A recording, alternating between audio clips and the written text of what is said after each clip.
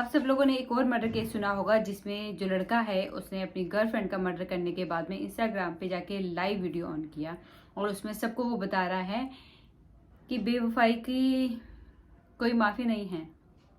मतलब ऐसा क्या तुम्हारा मोहब्बत होती है, ऐसा तुम क्या दिखाना चाहते हो? तुम दिखा रहे हो कि बेवफाई की कोई माफ़ी नहीं है। मतलब उसने अगर बेवफाई की है तो तुम क्या कर रहे हो? तुमने तो उस लड़की का कत्ल कर दिया। पता नहीं इन लोगों का दिमाग कहाँ होता है। ऐसी ऐसी खबरें आजकल आ रही हैं जो कि पूरी रूह को हिला देती हैं। मतलब डर लगता है कि मतलब बच्चों को कहाँ तक इंसान प्रोटेक्ट करके रखे, कितना बच्चों को समझाए। क्योंकि इंसान जब प्यार में होता है वो उस इंसान के ऊपर 100% भरोसा करता है। वो सेफ फील करता है उस इंसान के साथ में कि मैं इसके साथ प्यार करता हूँ या करती हूँ और मैं इस इंसान के साथ हूँ तो मैं सेफ हूँ। लेकिन क्या पता उस इंसान के ऊपर कब दरिंदगी सवार हो जाए और वो आपका कत्ल कर दे। मतलब ऐसी खबरें सुनने के बाद तो रूह कांप जाती है और डर लगता है कि कौन इंसान है जिसके ऊपर भरोसा करना चाहिए और किसके ऊपर भरोसा नहीं करना चाहिए।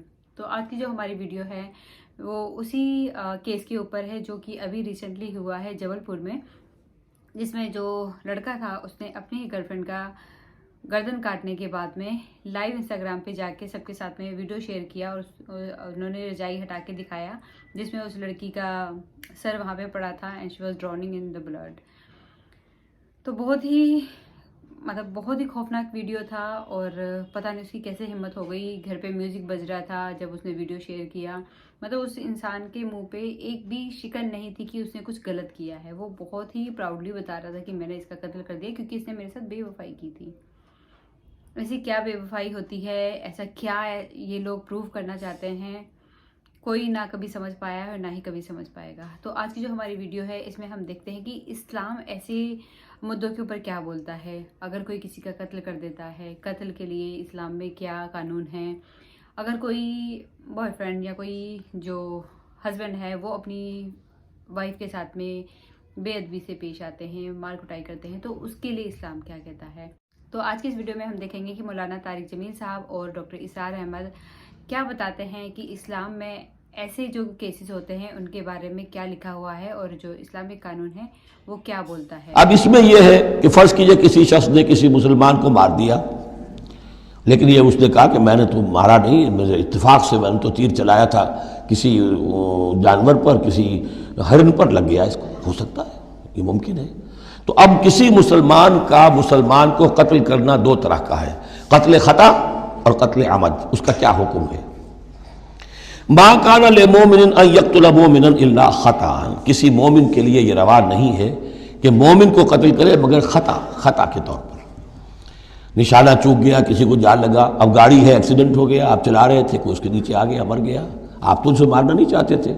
चुनांचे सऊदी अरब में ये भी इसी बद के तहत ये फैसले होते हैं इसके एक्सीडेंट्स के, इस कानून कत्ल खता के तहत। वो कानून क्या है? वमन कत्ल मोमिनन खतान, और जो शख्स किसी मोमिन को कत्ल कर दे कत्ल खता गलती से, फतहरीर रक़बतिन मोमिनतिन, तो एक मुसलमान गुलाम की गर्दन का आज़ाद कराना, व दियतुन मुसल्लमतुन इला अहलिही, और दियत खून बहा उस मकतूल का उसके घर वालों को अदा करना लाजिम है, इल्ला अन यस्सद्दक़ू, इल्ला ये कि वो माफ़ कर दें, खून बहा देना होगा। यानी कत्ल खता के बदले में आप कत्ल नहीं करेंगे। कत्ल अमद की जगह में कत्ल है, लेकिन यह कि कत्ल खता में कत्ल नहीं होगा। कत्ल की जगह क्या होगा? एक तो खून बहा, और नंबर दो ये कि ये जो गुनाह हो गया तुमसे सरजद, इसके लिए गुनाह के असर को ख़त्म करने के लिए अल्लाह ने एक हक अपना रख दिया कि एक गुलाम को आज़ाद करो। फ़इन काना मिन कौमिन अदुव्विन लकुम, और अगर वो मुसलमान था एक ऐसे कबीले से कि जो तुम्हारा दुश्मन कबीला है, था मुसलमान और तुम्हारे हाथों मारा गया है गलती से, वहुवा मोमिनुन, था वो खुद मोमिन, फतहरीर रक़बतिन मोमिना, तो फिर सिर्फ एक मुसलमान आज़ाद का एक गर्दन छुड़ा देना काफ़ी होगा। क्योंकि काफिर कबीले का आदमी था, अब उसको अगर दियत दी जाएगी तो काफिर को पहुंच गई, वो तो उसके घर वाले काफिर हैं, दियत यहाँ मुआफ़ हो गई। लेकिन यह है कि उसको जो एक गुलाम को आज़ाद करना जो अल्लाह का हक था वो बरकरार रहेगा। व इन कान मिन कौमिन बैनकुम व बैनहुम मीसाकुन, और अगर वो हो ऐसे कौम से, ऐसे कबीले से कि तुम्हारे और उसके दरमियान اس کے قبیلے کے درمیان معاہدہ ہے، فدیۃ مسلمۃ، تو پھر وہی حکم آ جائے گا کہ دیت بھی دینی پڑے گی، حوالے کرنی ہوگی، الی اہلہ، اس کے گھر والوں کی طرف، اس کے وارثوں کو، وتحریر رقبۃ مومنہ، اور ایک مومن کی گردن، ایک مومن جو ہے کہ جو مومن غلام ہو اس کا آزاد کرنا بھی ہوگا۔ فمن لم یجد، تو جو یہ نہ پائے، یعنی یہ جو اب دو حق ہو گئے، ایک ہے دیت، وہ تو مقتول کے جو ورثہ ہے ان کا ہے، اس میں تو معافی نہیں ہو سکتی، البتہ اللہ نے جو رکھا ہوا ہے کہ ایک مومن غلام کو آزاد کیا جائے، اگر کسی کے اندر اتنی مقدرت نہیں ہے تو اللہ نے نرمی کر دی اپنے حق میں، فمن لم یجد فصیام شہرین متتابعین، جس کے پاس اتنا پیسہ نہیں ہے کہ کوئی مسلمان غلام کو خریدے اور آزاد کرے، تو وہ 2 مہینے کے پے بپے متواتر روزے رکھے، توبۃ من اللہ، یہ اللہ کی طرف سے اس کے جرم کا کفارہ بن جائے گا، اس کے توبہ کے قبول کا ذریعہ بن جائے گا۔ وکان اللہ علیما حکیما، اور یقیناً اللہ تو علیم اور حکیم ہے۔ اب آ رہا قتل عمد، ومن یقتل مومنا متعمدا، اور جو کوئی قتل کرے گا کسی مومن کو جان بوجھ کر قتل عمد، فجزاہ جہنم خالدا فیہا، اس کا بدلہ تو جہنم ہے جس میں وہ ہمیشہ ہمیش رہے گا، وغضب اللہ علیہ، اور اللہ تعالیٰ کا غضب اس پر ہوگا، ولعنہ، اور اللہ نے اس پر لعنت فرمائی، وعد لہ عذابا عظیما، اور اس کے لیے بہت بڑا عذاب تیار کیا ہے۔ شروع میں آیا تھا کہ 2 چیزیں ہیں، حرمت جان، حرمت مال، معاشرے کی بنیاد اس پر قائم ہے، لہذا یہ کہ ایک مسلمان کا قتل کر دینا بھی اللہ کے ہاں کتنا بڑا ہے۔ آگے چل کر سورہ مائدہ میں اس سے بھی آگے آ گیا، فکأنما قتل الناس جمیعا، کسی ایک انسان کو ناحق قتل کر دینا بھی ایسے ہے جیسے کہ پوری نوع انسانی کو قتل کر دیا، اس لیے کہ تمدن کی جڑ کاٹ دی۔ اور اس سے اندازہ کیجئے ہمارے ہاں کتنا کچھ ایمان و اسلام ہے، یہ جان انسانی جو ہے کتنی سستی ہو چکی ہے، اور قتل عمد جس طریقے سے ہو رہا ہے، مچھر کی جان اور انسان کی جان ایک جیسی ہے۔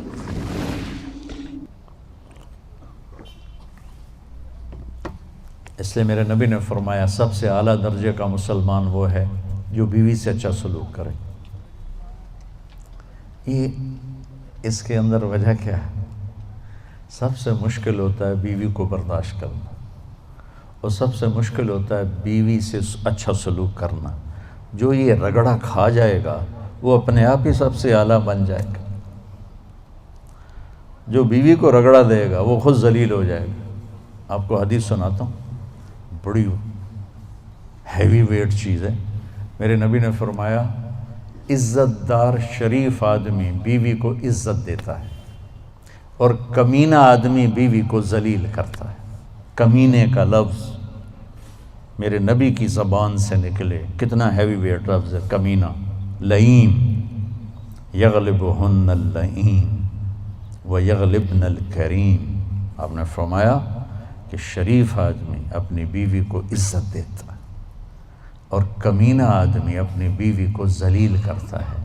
اور میں کمینہ بن کے نہیں رہنا چاہتا، میں عزت دار بن کے رہنا چاہتا ہوں، میں اپنی بیوی کو عزت دے کے رہنا چاہتا ہوں۔ اور بیوی کو بتایا اگر میری شریعت میں سجدہ ہوتا تو بیوی سے کہتا اپنے خامد کو سجدہ کر، بیلنس کیا۔ لیکن زیادہ احادیث آیات عورتوں کے حقوق کی ہیں، چونکہ کمزور ہے اور پستی ہے، اور بہت حق تلفی ہوتی ہے عورت کی، ماں کے روپ میں، بیوی کے روپ میں، بیٹی کے روپ میں بہت حق تلفی ہوتی ہے، تو قرآن اس کو زیادہ ہائی لائٹ کرتا ہے، اور میرے نبی نے بھی اسی کو زیادہ ہائی لائٹ کیا ہے۔ تو خامد اور بیوی کا رشتہ ایسا عالی شان رشتہ ہے کہ اللہ تعالیٰ نے اس کے لیے سینکڑوں آیات اتاری ہے، اور اس کو سب سے اعلیٰ درجے کا مسلمان قرار دیا ہے جو بیوی سے حسن سلوک کرے، اور آپ نے کر کے دکھایا۔ یہ بہت اہم اس لیے ہے کہ بیوی اگلی نسل کے وجود میں آنے کا ذریعہ ہے۔ اس کے پیٹ میں اگلی نسل پروان چڑھ رہی ہوتی، میری اگلی نسل اس میں پروان چڑھ رہی ہوتی۔ میں اگر اس کو ذلیل کروں گا تو سٹریس میں جائے گی، وہ ڈپریشن میں جائے گی، وہ غصے میں جائے گی، وہ دکھ اٹھائے گی، وہ چپکے سے آنسو بہائے گی۔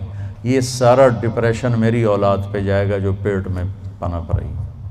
اس وقت بچوں کے ڈاکٹر سائیکائٹرسٹوں کی لائن لگی ہوئی ہے کہ ہمارے بچے پیدائشی سٹریس اور ڈپریشن کا شکار پیدا ہو رہے ہیں، کیونکہ ماں ہمارا، معافی چاہتا ہوں، ہمارا سسرالی معاشرہ بہت ظالم ہے۔ سسرالی معاشرہ وہ کسی برادری کا ہو، سندھ، پنجاب، بلوچستان، پاکستان، بہت ظالم قسم کا معاشرہ ہے، اور اس میں بہت کم گھرانے ایسے ہیں جو آنے والی کو، بیوی کو عزت دیتے ہیں۔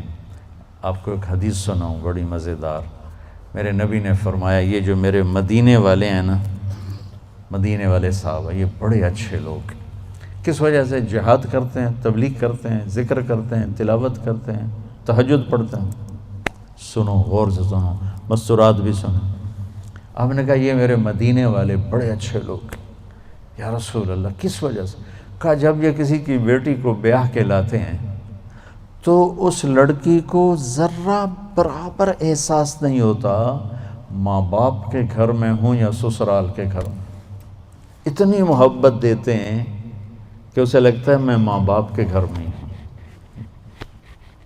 میں نے اپنی بیٹیوں کو رخصت کر دیا اور کسی کی بیٹیوں کو لایا اپنے بچوں کے لیے، تو میں بیٹی کی جگہ بہو کو بٹھا دوں، کیا فرق پڑتا؟